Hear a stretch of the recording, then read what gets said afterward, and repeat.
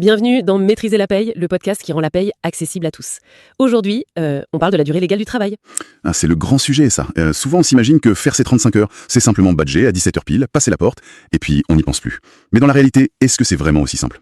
Eh bien, on va voir que non, pas du tout. Je vous promets de décrypter aujourd'hui ce qui relève vraiment du temps de travail effectif, de regarder les exceptions légales qui piègent les entreprises et surtout les limites absolues à ne jamais dépasser. Parfait. C'est parti. Alors, pour commencer sur de bonnes bases, on doit définir ce qu'est le temps de travail effectif.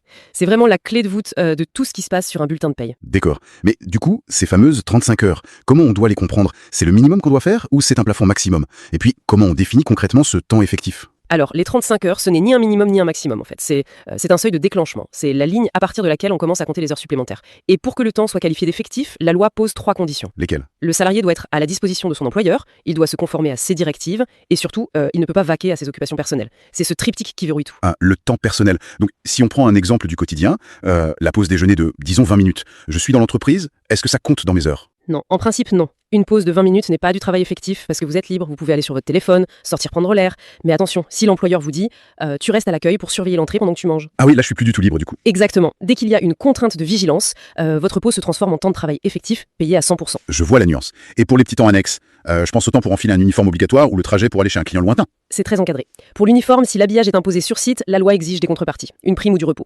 Imaginez, 3 minutes par jour multiplié par 500 salariés sur un an, c'est un budget énorme. C'est clair. Et pour le trajet alors ? Le trajet domicile-bureau classique ne compte jamais.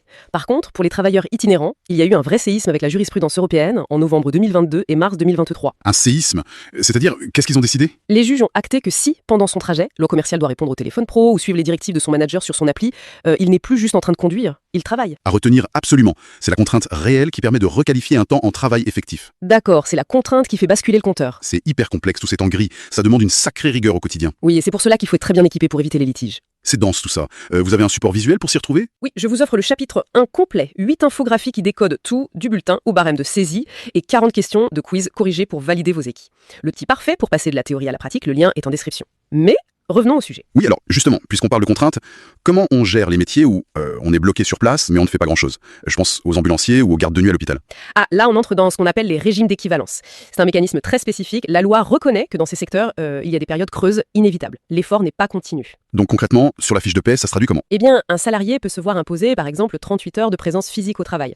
Mais à cause de ces temps d'inaction, la loi autorise à décompter et payer ces heures, comme si c'était la durée légale de 35 heures. D'accord. C'est un peu comme le gardien de but au foot en fait. Il est sur le terrain pendant 90 minutes, mais il court pas autant que le milieu de terrain. Donc ça, c'est quand on est sur place. Mais alors, l'astreinte, c'est quand je suis chez moi, prêt à intervenir. Voilà, exactement. L'astreinte, c'est du temps d'attente. Vous n'êtes pas au travail, donc ce n'est pas du travail effectif. C'est compensé par une prime, et ça rentre même dans votre repos quotidien obligatoire de 11 heures consécutives. Ok, donc je regarde ma série tranquille sur mon canapé. C'est l'idée. Sauf que dès que l'alerte retentit et que vous intervenez, là, le chrono du travail démarre. Et attention, il y a un piège que la justice a sanctionné en octobre 2022 et mai 2025. Ah, mai 2025, c'est tout récent. Quel piège ? Si la contrainte de l'astreinte est tellement forte, genre on exige que vous soyez connecté en moins de 5 minutes, ça vous empêche d'aller faire vos courses ou de vivre normalement. Et là, boum, tout le week-end est requalifié en travail effectif. Oula, l'amende doit être monumentale pour l'entreprise. Monumental, oui. C'est pour ça, à retenir absolument, l'astreinte nécessite un délai de prévenance de 15 jours, sauf urgence absolue, où ça peut être réduit à 1 jour franc. C'est fou, le temps de travail s'infiltre partout, même à la maison. Oui, la frontière entre vie pro et vie perso est de plus en plus fine. On peut aller encore plus loin sur la gestion de ces astreintes. Oui, j'ai publié un article Substack sur ce sujet avec une infographie à télécharger. Le lien est en description. Continuons. Parfait. Alors, maintenant qu'on a additionné tout ça, les heures au bureau, les astreintes requalifiées, quand est-ce que la loi dit stop ? Quels sont les plafonds stricts par jour et par semaine ? C'est une vraie question de santé publique. Par jour, le maximum d'ordre public, c'est 10 heures de travail effectif. Et attention, dès qu'on atteint 6 heures en continu, la loi impose une pause obligatoire d'au moins 20 minutes. Et pour les plus jeunes, j'imagine que c'est encore plus restrictif ? Tout à fait. Pour les mineurs, la limite tombe à 8 heures par jour au maximum. Et la pause, c'est 30 minutes obligatoire dès qu'on franchit le seuil de 4h30. Ok, ça c'est pour la journée.